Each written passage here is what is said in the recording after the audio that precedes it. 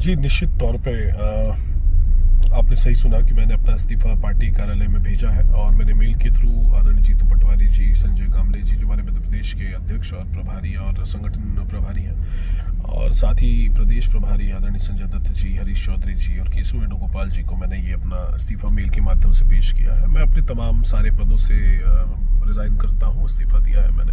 और मैंने ये इस्तीफ़ा इसलिए भी दिया है क्योंकि विगत 2008 से जब से मैं सक्रिय राजनीति में हूँ, मैं देखता आया हूँ, जब सुरेश पचौरी जी प्रदेश अध्यक्ष थे, किस तरह से एक पैराशूट लैंडिंग की कर दी गई थी, जिसका कांग्रेस से कोई लेना देना नहीं था, उसे टिकट दे दिया गया और उन्हें चुनाव लड़वाया गया। करारी हार हुई। फिर 2013 में अचानक जिनने कभी पार्टी के दफ्तर में पैर नहीं रखा, उसको पार्टी ने टिकट दे दिया, फिर करारी हार हुई।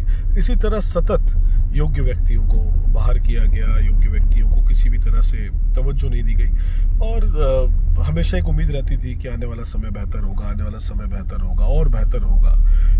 वो बेहतर का समय करते करते आज 16-17 साल संगठन में दे दिए। निश्चित तौर पे मैं NSUI में क्लास रिप्रेजेंटेटिव रहा, जिला उपाध्यक्ष रहा, मैं यूथ कांग्रेस में लोकसभा महासचिव रहा, चुनाव लड़के जिला कार्यकारी अध्यक्ष बना, उसके बाद में मैंने जिला प्रदेश महासचिव युवा कांग्रेस रहा, मैं चुनाव लड़ा मैंने उसका। उसके बाद प्रदेश महासचिव मुझे प्रमोट किया गया मेरे कार्य को देखते हुए। उसके बाद में मैं निश्चित तौर पे मुझे कमलनाथ जी ने प्रभारी मध्य प्रदेश कांग्रेस कमेटी के रूप में खरगोन की सेवाएं मैंने दी, खरगोन में मैंने संगठन का काम किया। उसके बाद प्रदेश प्रवक्ता और तमाम पदों पर मैं कांग्रेस के रहा। इसमें कोई विचारणी नहीं है कि संगठन ने बहुत कुछ दिया और अपनी योग्यताओं के आधार पे मैंने बहुत कुछ लिया है। और निश्चित तौर पे आज जब संगठन सृजन की बात आती है तो राहुल जी ने जो रूल बनाए थे, जो नियम बनाए थे कि आपका वोटर आईडी क्रमांक, आपका रेसिडेंशियल, आप कहाँ रहते हैं, कौन से वार्ड में रहते हैं, शहर में रहते हैं या नहीं रहते हैं, इसके अलावा आपने पार्टी के लिए क्या क्या संगठन के लिए काम किया है, कौन कौन से पदों पर रहे हैं संगठन में, आपने शहर के लिए कौन से मुद्दे उठाए हैं, ये सारी चीज़ों को देखा जाएगा।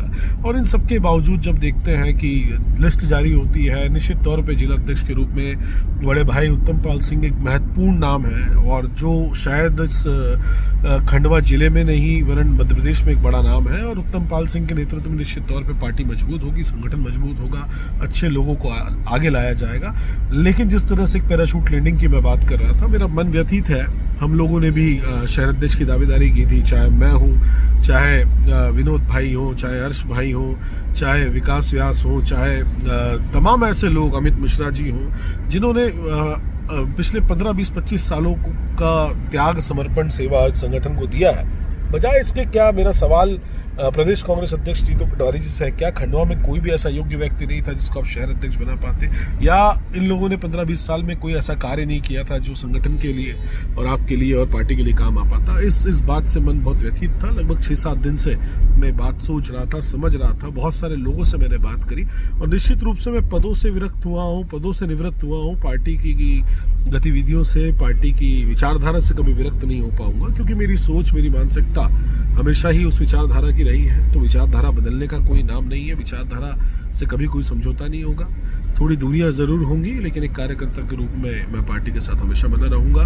मेरा शहर कांग्रेस अध्यक्षा प्रतिभा दीदी से भी कोई किसी प्रकार का कोई बैर नहीं है। निश्चित तौर पे प्रदेश की बड़ी नेता है, देश की बड़ी नेता है, उनकी करीबियां हैं राहुल गांधी जी से, सोनिया गांधी जी से।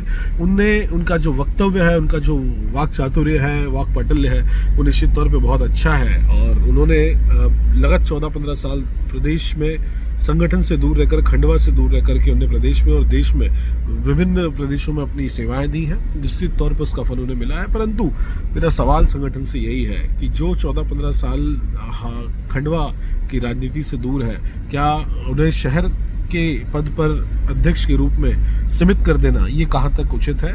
शायद वो इससे ज़्यादा डिजर्व करती हैं और ये यहाँ के खंडवा के लोगों के साथ अन्याय है। जिस तरह से हमारे जैसे युवाओं के भविष्य को ख़त्म करने का काम हुआ है, मुझे नहीं लगता है कि मुझे और ज़्यादा दिन अपने पदों पर बने रहना चाहिए। ये मेरा व्यक्तिगत फैसला है।